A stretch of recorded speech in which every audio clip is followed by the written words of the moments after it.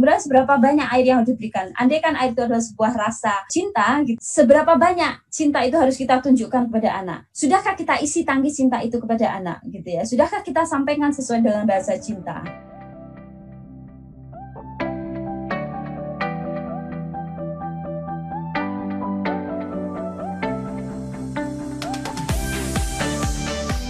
Bismillahirrahmanirrahim. Assalamualaikum warahmatullahi wabarakatuh.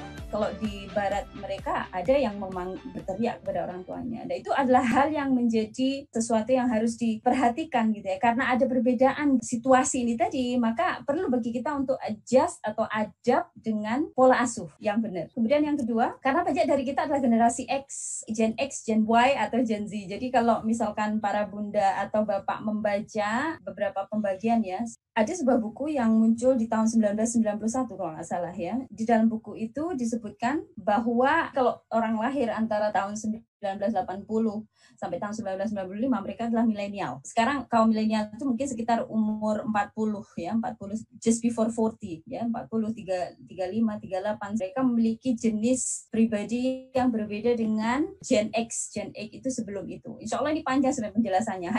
Hanya saja ini menunjukkan bahwa orang-orang yang generasi X atau Y itu punya kecenderungan yang berbeda dengan generasi Z, yaitu adalah anak-anak kita. Salah satunya anak-anak kita yang generasi Z itu attention span-nya atau kemampuan konsentrasinya itu rendah. Kenapa? Karena teknologi yang tinggi, jadi semuanya serba instan.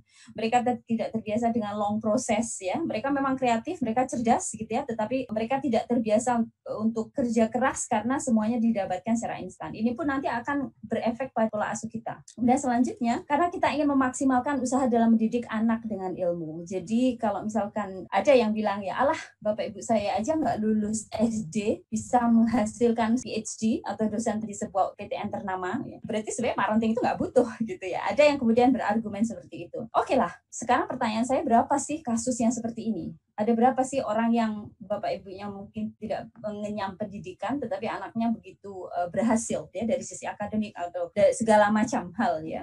Nggak banyak. Dan coba bayangkan kalau bapak ibu yang tidak memiliki pengenyam pendidikan ini tuh mengenyam pendidikan, bayangkan impact atau efek yang bisa dia berikan kepada anaknya. Karenanya kita ingin memaksimalkan tuh dengan mengetahui pola asuh yang benar itu seperti apa. Tidak hanya hit and miss. Kemudian selanjutnya karena ya ada pahala bagi kita dalam membersamai anak. Dari Abu Hurairah radhiyallahu anhu berkata Rasulullah SAW, apabila manusia itu meninggal dunia maka terputuslah segala amalnya kecuali 3, yaitu sedekah jariah, ilmu yang bermanfaat, dan anak soleh yang mendoakan kepadanya. Insya Allah ini ya, saya pribadi ini yang memberi saya semangat, pompa ya, yang terus menerus pompa semangat terus menerus dalam setiap hari untuk terus mengajari mereka hal-hal yang baik. Karena kalau kita meninggal, ini investasi akhirat kita ya anak-anak kita, ilmu yang bermanfaat, anak-anak kita, dan sedekah jariah kita. Dan anak yang mendoakan, itu berarti kalau anaknya nggak mengenal Tuhan, anaknya tidak tahu bagaimana menjadi hamba Allah, anaknya tidak tahu bagaimana berbakti kepada orang tua yang sudah meninggal, maka pola asuh atau parenting atau kerja keras yang kita lakukan selama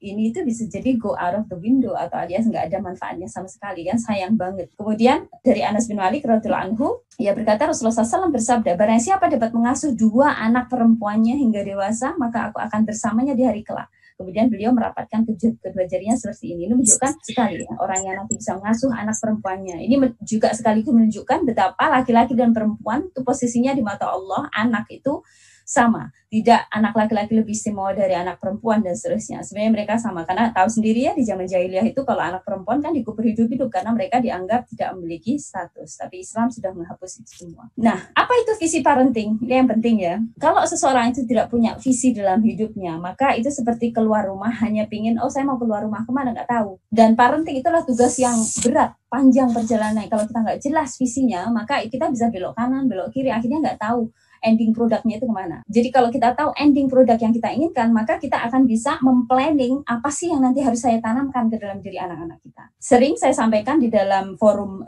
Bunda Bahagia ya, bahwa apa yang kita sampaikan itu tidak berkaitan dengan detail. Misalkan 0-7 tahun mengajari sholat dan sebenarnya itu sebenarnya sudah harus tahu ya sebelum kita punya anak. Tapi ini lebih kepada yang banyak challenge-nya, yang sering kita dapat pertanyaan, di forum WhatsApp group itu adalah bagaimana mengajari disiplin supaya anak itu bisa sholat tepat waktu tanpa diminta. Nah, itu butuh teknis. Parenting tool itu di sini nanti. Bagaimana mengajarkan kedisiplinan, kegigihan, kemudian self-motivated. Kembali pada visi, saya buat simple sederhana.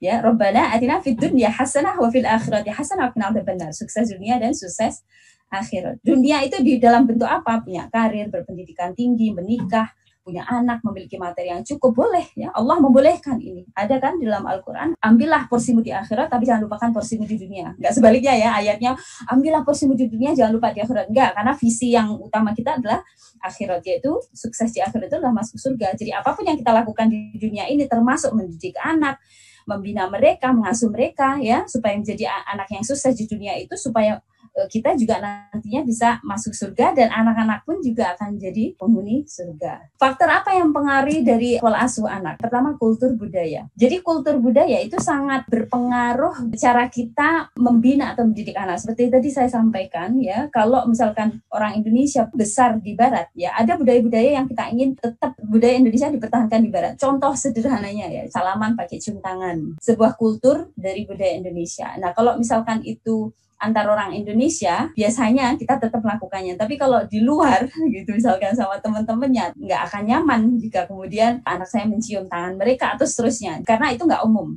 Atau istri mencium tangannya suami, ibarat dilihat itu sebagai sebuah oppression atau subservient, ditindas. Kultur budaya nanti akan menentukan. Ada hal-hal yang di Indonesia itu tabu, di sini nggak tabu ya, di barat itu nggak tabu. Tadi saya contohkan pakaian, tato, campur baur laki perempuan, dan seterusnya. Kemudian yang kedua, cara kita dibesarkan. Jadi itu akan berpengaruh. Kalau kita dibesarkan dengan model yang bebas, bisa jadi kita mendidik anak kita dengan model yang sama, karena melihat itu berhasil. Padahal kebutuhan zaman itu tidak mengizinkan, dalam arti kita membutuhkan disiplin yang lebih banyak atau lebih besar karena tantangannya semakin banyak. Atau kalau kita dibesarkan dengan cara yang keras gitu ya, kita nggak ingin anak-anak itu merasa seperti apa yang kita rasakan pada saat kecil karena ada trauma, maka kita jadi membajakan mereka. Jadi itu mempengaruhi pola asuh. Kemudian yang ketiga, status pendidikan. Tadi sudah saya sampaikan sedikit. Jadi setuju nggak setuju, karena ini adalah hal yang bisa diperdebatkan ya. Status pendidikan akan menentukan cara berpikir seseorang. Status pendidikan biasanya akan membentuk kerangka berpikir.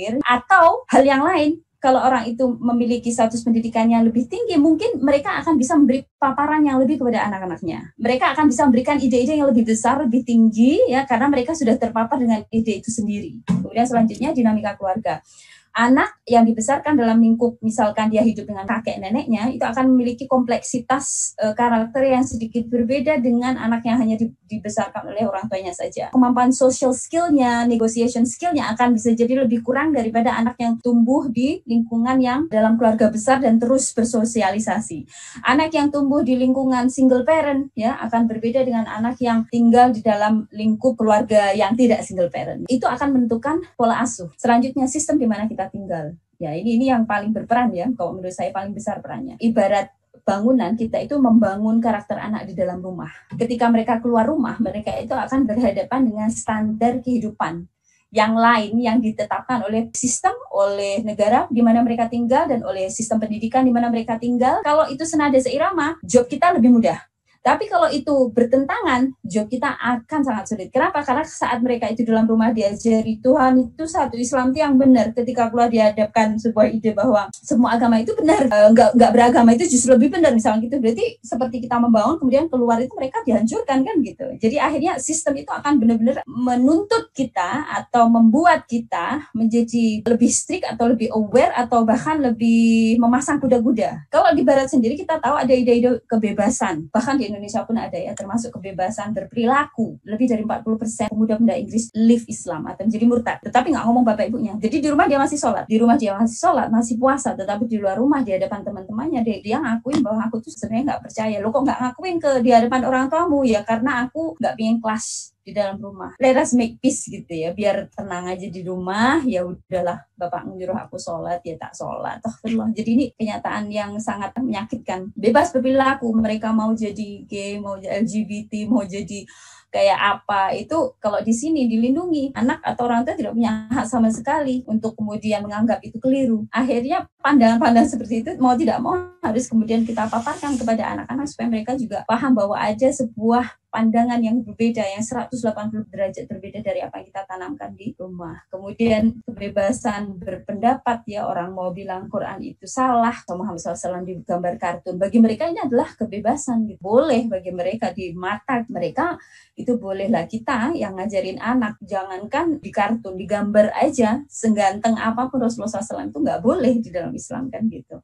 Jadi itu sangat berpengaruh. Kemudian selanjutnya pengetahuan dan pemahaman. Nah ini pengetahuan, kalau orang itu nggak tahu sesuatu, ya pasti mereka nggak tahu bagaimana melakukannya gitu. Kalau nggak tahu cara bikin sushi misalnya gitu, nggak paham apa bahan-bahannya yang diperlukan, ya nggak mungkin kita itu akan bisa melakukannya. Nah, parenting skill, parenting style itu adalah masuk dalam bagian pengetahuan ini tadi. Parenting tadi adalah tool. Tool itu adalah alat. Alat itu berarti bukan satu-satunya. Kalau nggak punya alat, bisa nggak? Masih bisa memang, cuman mungkin nggak akan sempurna. Jadi saya bayangkan parenting itu seperti gardening atau bercocok tanam. Pilihan tanaman itu harus jelas, yang dihalalkan, nggak boleh nanam marijuana gitu ya. Di sini letak visi itu di sini. Visinya supaya anak saya menjadi dokter sukses, punya praktek banyak dan seterusnya, tapi nggak ada visi akhiratnya, itu nggak pas. Apa sih parenting? Praktik dasar dan strategi untuk yang orang tua gunakan untuk merawat putra-putrinya. Jadi contohnya, menanamkan kemandirian itu kita sebagai orang tua harus tahu. Gitu ya, usia berdasarkan usia keberapa, kemudian seberapa banyak air yang harus diberikan. Andai kan air itu adalah sebuah rasa cinta, gitu, seberapa banyak cinta itu harus kita tunjukkan kepada anak. Sudahkah kita isi tangki cinta itu kepada anak, gitu ya? Sudahkah kita sampaikan sesuai dengan bahasa cinta? Kemudian kapan harus dikawinkan? Kapan harus dikawinkan? Kapan misalkan kita bisa melepas anak itu untuk menjadi mandiri? Kapan kita itu bisa membuat anak itu jadi mengambil responsible atas perbuatan dia sendiri kalau mereka berbuat salah dan seterusnya? Berapa banyak pencahayaan yang harus disediakan? Saya bayangkan pencahayaan itu adalah sebuah ilmu, ya, karena ilmu adalah cahaya. Kapan kita sampaikan ilmu-ilmu tertentu dalam mereka? Jadi kemarin itu ada pertanyaan, bolehkah umur 3 tahun kita sampaikan tentang bahasan neraka? Ya jangan, Bun, jangan Pak, ya. Kalau umur 3 tahun bahasan neraka itu seolah-olah Allah itu selalu menghukum. Padahal defaultnya Allah itu adalah rahmah, Allah itu adalah mercy. Mercy-nya Allah itu lebih daripada wrath atau marahnya. Allah lebih merciful dari apapun siapapun, ya. Yang harus kita tunjukkan kepada anak itu adalah Rahman Rahimnya Allah sebelum nerakanya Allah. Jadi surganya yang dibangun, baiknya Allah, maha baiknya, maha bagusnya Allah. Nah itu berarti menuntut kita sebagai orang tua juga punya cahaya atau punya ilmu tadi. Kemudian kondisi tanah seperti apa yang terbaik untuk pertumbuhannya, itu adalah lingkungan di mana mereka tinggal, teman, keluarga, sepupu mana yang kemudian bagus influence-nya untuk mereka, yang bisa menginspirasi mereka. Kita harus tahu itu dan kita teliti itu.